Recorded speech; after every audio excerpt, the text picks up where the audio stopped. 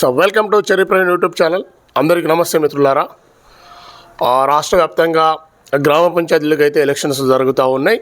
మరి నిరుద్యోగ యువత ఎటువైపు ఉందని చెప్పి చాలామంది అడుగుతూ ఉన్నారు. నిన్న నేను ఏదైతే ఒక 4 days బ్యాక్ అంబేద్కర్ గారి వర్ధంతి సందర్భంగా ఒక వీడియో చేయడం జరిగింది.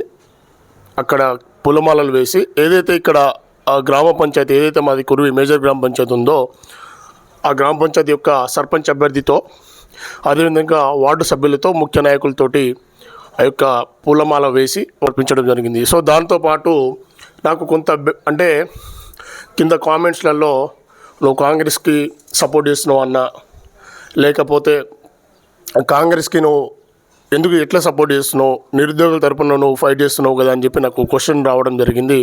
మీకు నేను క్లారిటీ ఇవ్వదలుచుకున్నా. ఏదైతే మనం నిరుద్యోగులం ఐక్యంగా ఉండి గత ప్రభుత్వం పైన ఫైట్ చేశామో ఇప్పుడున్న ప్రభుత్వం పైన కూడా మనము మొన్న నిరుద్యోగ బాకీ కార్డు అని చెప్పి మనం రిలీజ్ చేయడం జరిగింది. సో మన ఇంటెన్షన్ ఒకటే, నిరుద్యోగులకు ఎక్కడ అన్యాయం జరిగితే మనం ఖచ్చితంగా ఉంటాం. కానీ గ్రామ పంచాయతీ విషయంలో నిరుద్యోగులు ఎటువైపు ఉన్నారు, మీరు తమిళని కూడా చూసుంటారు. నిరుద్యోగ అభ్యర్థులు ఎటువైపు ఉన్నారంటే స్థానిక పరిస్థితుల దృష్ట్యా మీరు ఏ పార్టీకి మద్దతు ఇచ్చినా అక్కడ వ్యక్తిని చూడండి. ఏదైతే వ్యక్తి కాంగ్రెస్ పార్టీయా, బీఆర్ఎస్ఆ, బీజేపీయా, బీఎస్పీయా, లేకపోతే సిపిఎమ్మా, సిపిఐయా, క్యాండిడేట్ని చూడండి. క్యాండిడేట్ని చూసి ఓటు వేయండి. అంతేగాని నిరుద్యోగులు ఏదో చేస్తాం మనము ఏదో సాధిస్తాం గ్రామ పంచాయతీలు అంటే తప్పు. ఎందుకంటే మొన్న ఆస్మా పోటీ చేసింది, కేవలం 107 ఓట్లు మాత్రమే ఆస్మాకు రావడం జరిగింది. అంటే కేవలం ఆ జూబ్లీహిల్స్ నియోజకవర్గంలో 107 మంది నిరుద్యోగ అభ్యర్థులు ఉన్నారా? మై క్వశ్చన్ ఈస్ 107 మందే అక్కడ నిరుద్యోగ అభ్యర్థులు ఉన్నారా? మీరు అర్థం చేసుకోండి. ఇకపోతే ఏదైతే గతంలో ఇప్పుడు తీన్మార్ మల్లన్న ఎమ్మెల్సీగా ఎన్నికై ఉన్నారో అక్కడ ఉప ఎన్నిక జరిగింది. ఉమ్మడి వరంగల్, ఖమ్మం, నల్గొండ జిల్లాలకు ఉప ఎన్నిక జరిగితే ఆ ఉప ఎన్నికల్లో మనము స్వతంత్ర అభ్యర్థిగా పాలకూరి అశోక్ కుమార్, మనం అశోక్ సార్ అని పిలుచుకుంటాము, అశోక్ సార్ని నిలబెట్టడం జరిగింది.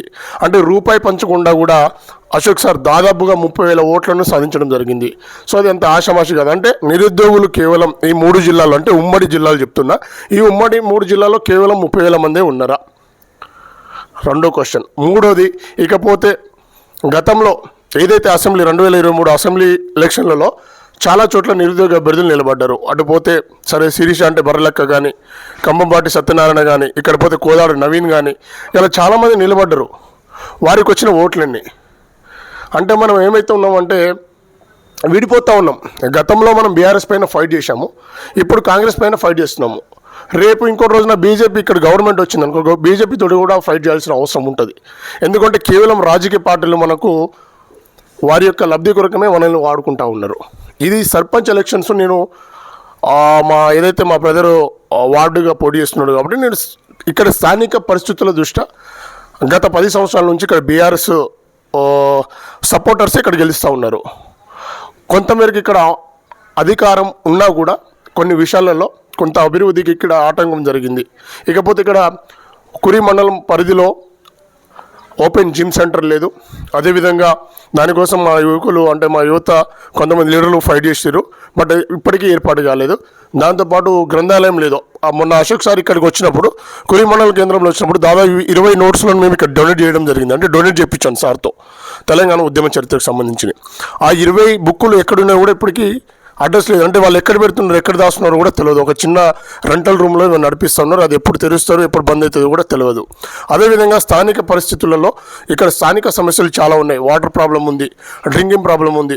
ఈ యొక్క ప్రాబ్లమ్స్ ఉన్నాయి. ఇప్పుడు ఆయన వచ్చి ప్రాబ్లమ్ సాల్వ్ చేస్తాడా, లేకపోతే ఇంకో పర్సన్ వచ్చి సాల్వ్ చేస్తాడా అనేది పాయింట్ కాదు. నిరుద్యోగుల అభ్యర్థులు ఎటువైపు ఉన్నారు, నువ్వు అటు కాంగ్రెస్కి ఎందుకు సపోర్ట్ చేస్తున్నావున్నా? అరే బాబు, నేను కాంగ్రెస్ పార్టీ గెలవాలని నేను చాలా తిరిగిన. మొన్న ఏదైతే బాకీ కార్డు కార్యక్రమంలో నేను వీడియో కూడా పెడతా, పక్కన హరీష్ రావు గారి పక్కన కూర్చొని నేను బయట చూడండి, మీరు కింద షార్ట్ వీడియోలో చూడండి. ఈ ముఖ్యమంత్రిని పొట్టుబొట్టు తిట్టిన. నిరుద్యోగులకు అన్యాయం జరిగితే నేను ఖచ్చితంగా ముందుంటా, అది ఏ పార్టీని వేసుకుంటా. కానీ ఇక్కడ స్థానిక పరిస్థితుల దృష్ట్యా నేను కాంగ్రెస్ పార్టీకి సపోర్ట్ అయ్యడం జరుగుతుంది. మీ ఊళ్ళో కూడా మీరు బీఆర్ఎస్కి సపోర్ట్ చేస్తారో చేయండి, అక్కడ అభ్యర్థిని చూడండి. కాంగ్రెస్కి సపోర్ట్ చేస్తారా, కాంగ్రెస్కి సపోర్ట్ చేయండి. డబ్బులు తీసుకోకుండా ఖర్చు చెప్పండి.